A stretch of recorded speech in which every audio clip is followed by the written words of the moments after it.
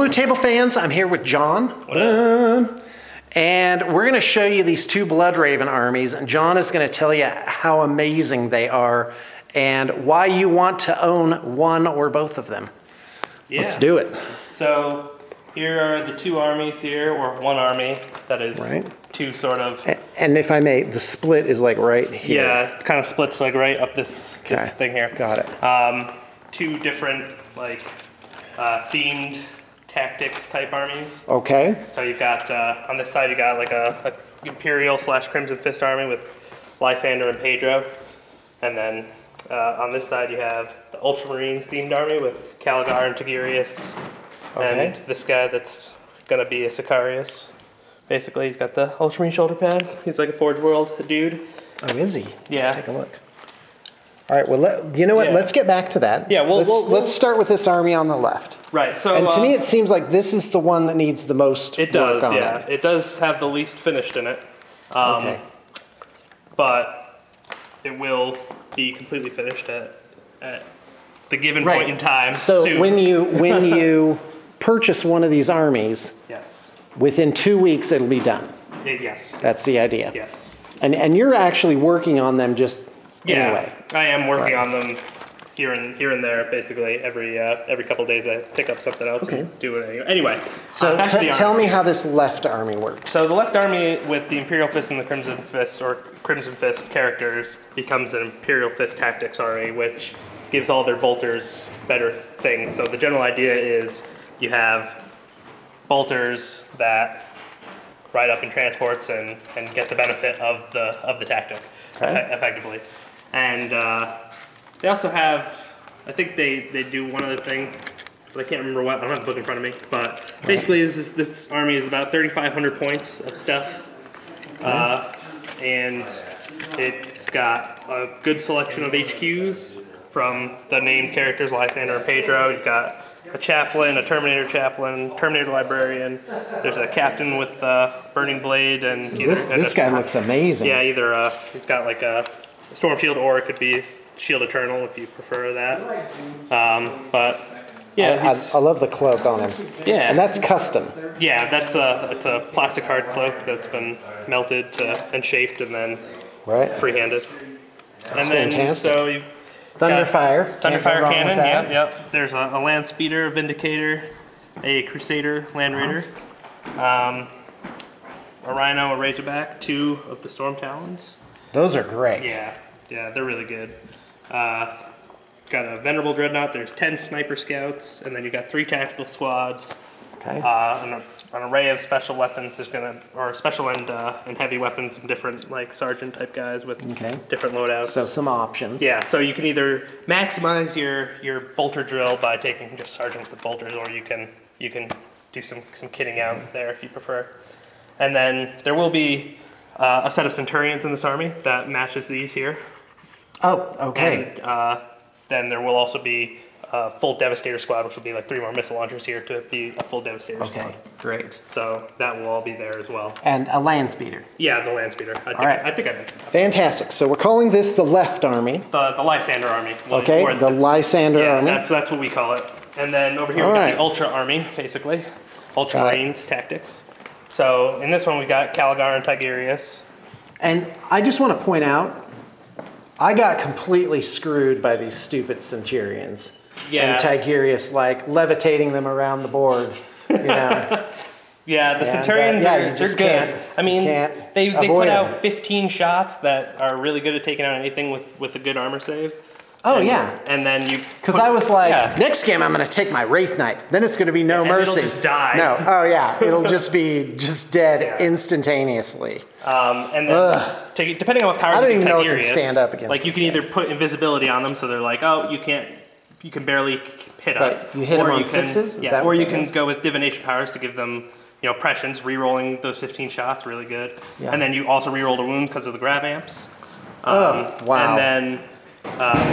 and if you can get them like perfect timing, it's like I ignore cover 2 now. You can be really obnoxious with those. Like this is typically called the Centurion Star or whatever. And in the recent Las Vegas Open, I'm pretty sure there was a good amount of Space Marines were allied in with just like that.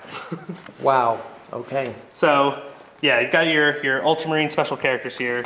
Tigurius, Calgar, Sicarius is what he's gonna be.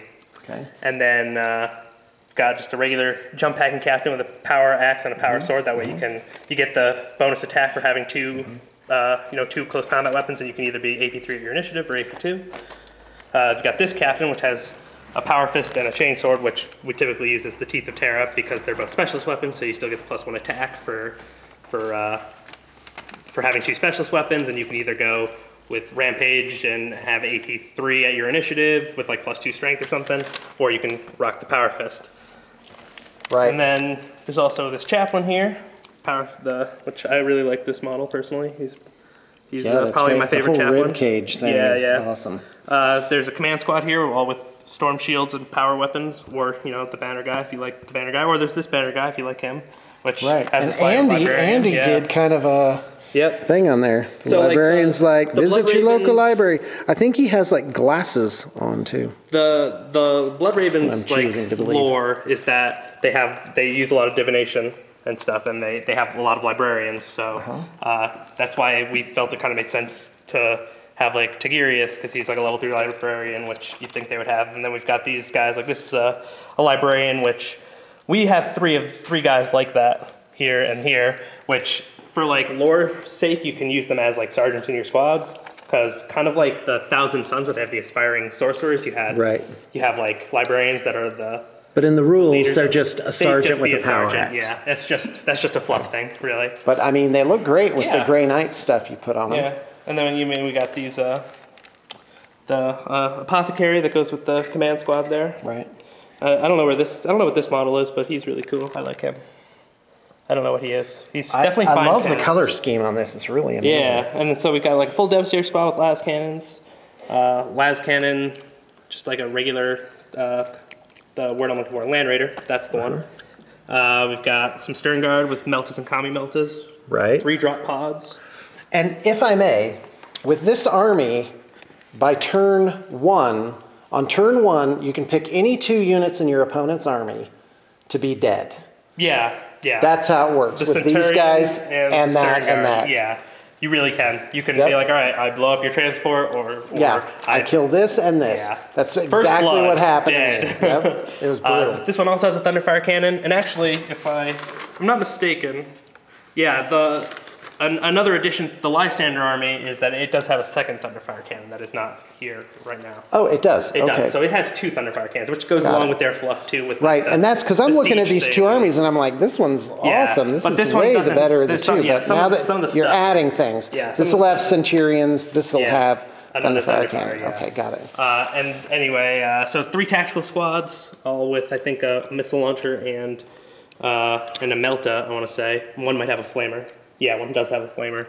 And then you've got... So how many tactical squads? 3. 3. And then 10 close combat scouts as well.